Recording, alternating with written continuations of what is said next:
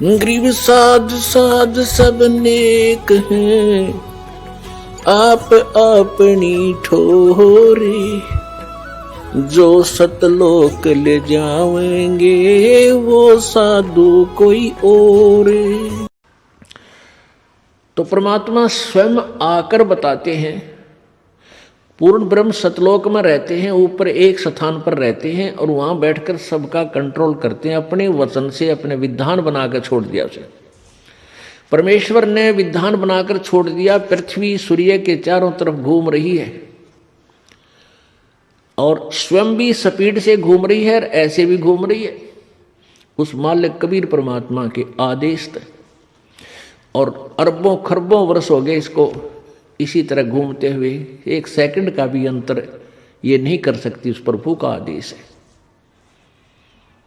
ऐसे ये ब्रह्मांड घूम रहे हैं।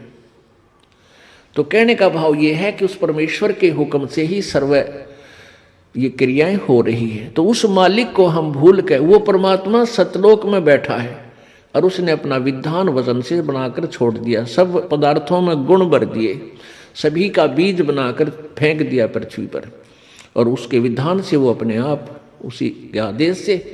अब आप देखते हो घिया और तोरी का बीज के क्या होता है, एक छोटा सा इतना एक पत्ता सा होता है और उसको मिट्टी में दबा देते हैं। क्या उत्पन्न होता है, अंकुर फूटता है, पौधा सा बन जाता है, फिर इतनी लंबी बेल बन जाती है और फिर उसको इतनी लंबी लंबी घिया लगती है।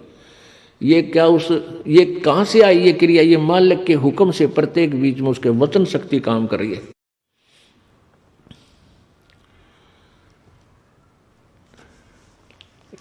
जब हम अध्यात्म ज्ञान से परिचित हो जाएंगे तब हमारी आत्मा एकदम फड़क जाएगी। सब मालिक बना रहा। अब देखो हम मनुष्य हैं, मानव का जन्म, मानव का उत्पत्ति कैसे होती है सर्वविदित है। पानी की जल बूंद से साज बनाया जीव, अंदर बहुत अंदेश था तो बाहर विसर गया पीऊ। एक पानी की बूंद से और के एक चीकले से की तरह हमारा शरीर प्रारंभ होता है और फिर देख मालिक की दया से क्या बन जाता है उससे। क्या ये उस जल ने बना दिया? नहीं, ये मालिक के आदेश ने, वचन ने उसमें शक्ति दे रखी परमात्मा ने अपनी वचन की कि इससे ऐसे ऐसे बनकर फिर देख कितने सुंदर अंग, दांत, नाक, कान और किसी का एक दूसरे से मेल नहीं खाता। तो क्या ये किसी अपने आप बन गया? नहीं, उस मालिक का आदेश, उसका हुक्म सब जगह चल रहा है। वो कौन है? वो पूर्ण ब्रह्म है। तो वो परमात्मा तो क्या बता रहे हैं? परमेश्वर स्वयं ही आके, यदि आते ही प्रभु ये कहें कि मैं भगवान सो, आ जाओ मेरे पास, जूते मारे डले मारे बकवाद करे, तो अपने आप को भगवान कहता है। क्योंकि हमने भगवान की परिभाषा उलट सुन रखी है। इन नकली गुरुओं और संतों ऋषियों ने हमारे को बुद्धि भ्रष्ट कर रखा है। अपनी थ्योरी बना दी, अपना विधान गलत बना, जो शास्त्र और वेदों के विरुद्ध विधान बताकर हमें रंग दिया। परमात्मा निराकार है, वो कभी साकार रूप में नहीं आता है। ऐसा कोई कहता है तो मूर्ख है, उसकी बात मत मानो। और वो क्या कहते थे, ये ऋषि और महर्षि ये कहते थे हम वेदों को ज्ञाता हैं, वेदों में भगवान निराकार लिखा है, एक देशीय नहीं है, एक स्थान पर नहीं रहता वो तो कण कण में व्यापक है, निराकार है। जबकि वेद बताते हैं वो परमात्मा सतलोक में रहता है, वहां से चलकर गति करके अपनी प्यारी आत्माओं को आकर के अपना ज्ञान समझाता है। जब वेद सही है और जो हमें ज्ञान देते थे कि हम वेदों के अनुसार ही बता रहे हैं, तो जो वेद सही है तो उनकी थ्योरी गलत है। जो निराकार और सर्वव्यापक बताते थे और एक देशीय नहीं बताते थे। परमात्मा एक स्थान पर रहता है और वही अन्य रूप धारण करके भी यहां पृथ्वीलोक पर आता है। हम सभी को सत भक्ति से परिपूर्ण करने के लिए अब क्या बताते हैं? धर्मदास ये जग बोराना, कोई न जाने पद निर्वाणा। अब इससे पहले एक कंसेप्ट और क्लियर करना पड़ेगा कि वो परमात्मा स्वयं ही चलकर आता है और अपनी प्यारी आत्माओं, श्रेष्ठ आत्माओं को मिलता, अच्छी आत्माओं को, जो पुण्यों के धनी होते हैं, क्योंकि वही जल्दी मानते हैं बात को और मान लेते हैं, फिर उल्टे नहीं हटते वो, चाहे पृथ्वी इधर से इधर हो जाए।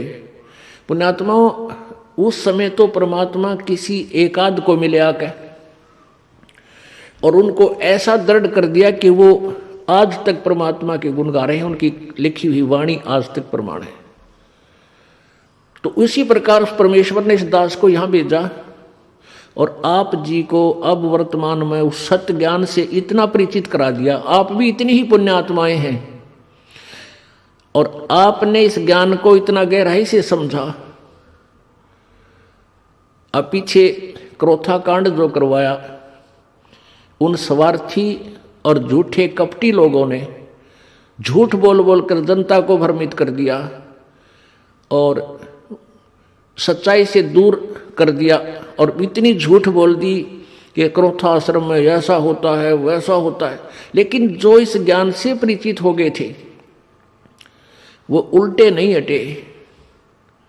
इतना जबरदस्त जो है ना झूठ का तूफान फैला दिया था, फिर भी ये प्यारी आत्मा डगमग नहीं हुई। ये श्रेष्ठ आत्माएं हैं और इन्हीं के लिए खड़ा हो रहा हूं। अब वो झूठ बोलने वालों ने क्यों बोला झूठ? क्योंकि उनके अज्ञान की पोल खुल गई।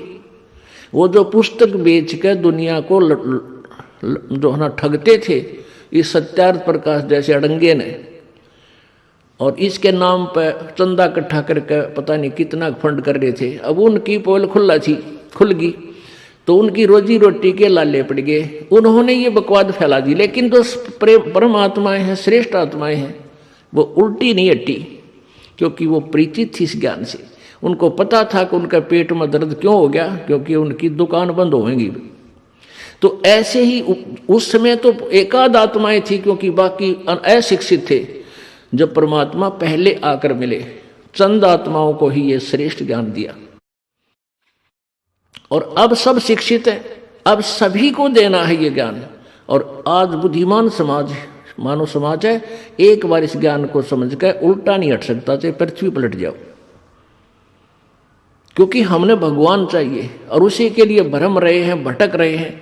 और मनुष्य जीवन का उद्देश्य क्या है ये भी हम समझ रहे हैं। बच्चे संतान उत्पत्ति करना, इनकी पालन पोषण कर देना, फिर इनकी ब्याह कर देना, फिर मर जाना, ये क्या इतना ही मनुष्य जीवन का काम था? नहीं, ये तो पशु पक्षी भी कर रहे हैं और आपसे भी प्यार से कर रहे हैं। वो यूजलेस है।